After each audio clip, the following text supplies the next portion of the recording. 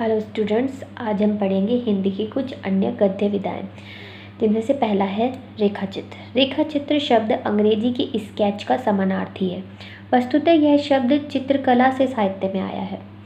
साहित्यकार व कलाकार अपने हृदयगत अनुभूति की अभिव्यक्ति के लिए माध्यम की खोज में रहते हैं, और अभिव्यक्त करने वाला साहित्यकार जब कला क्षेत्र की रेखाओं का आश्रय लेकर किसी विषय का वर्णन करता है और उसे मूर्त रूप देने लगता है, तब उसे शब्द चित्र या रेखा चित्र का नाम दिया जाता है। अगला है संस्मरण।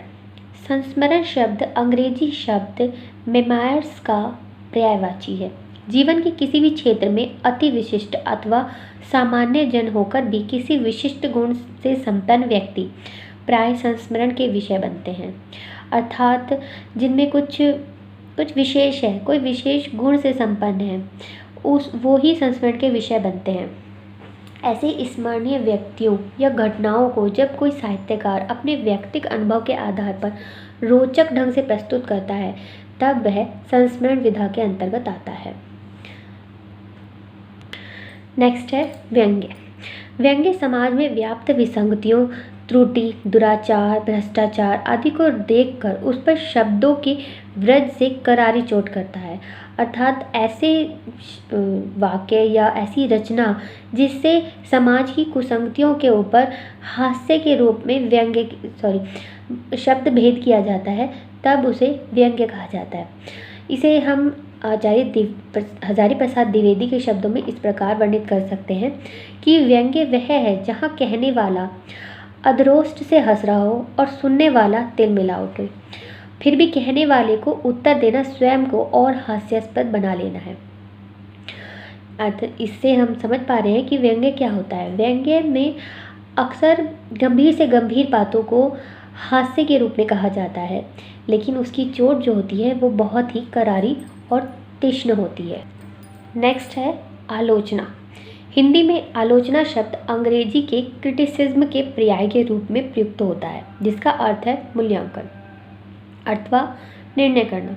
जब कृति विशेष के रचयिता के व्यक्तित्व के प्रकाश में आलोचक उपयुक्त व्याख्या विश्लेषण पूर्वक उस स्तर की अन्य कृतियों में उसके स्थान और महत्व का निर्धारण करता है, तब पारिभाषिक शब्दावली में से आलोचना की संज्ञा दी जाती है।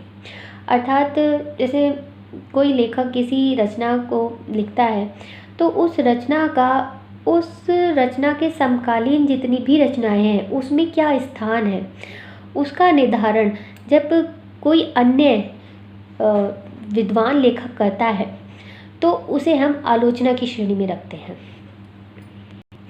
नेक्स्ट है यात्रा व्रत।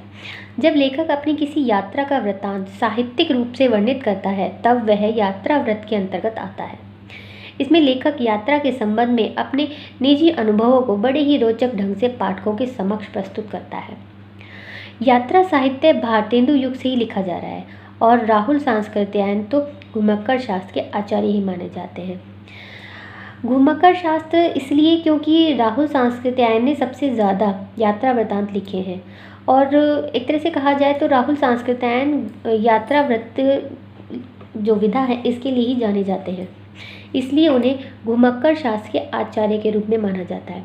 इसके अतिरिक्त और भी अन्य लेखक हैं जिन्होंने यात्रा व्रत लिखे हैं, जैसे कि विष्णु प्रभाकर, मोहन राकेश, राजेंद्र अवस्थी, निर्मल वर्मा आदि, जिनके यात्रा व्रत भी विशेष रूप से उल्लेखनीय रहे हैं।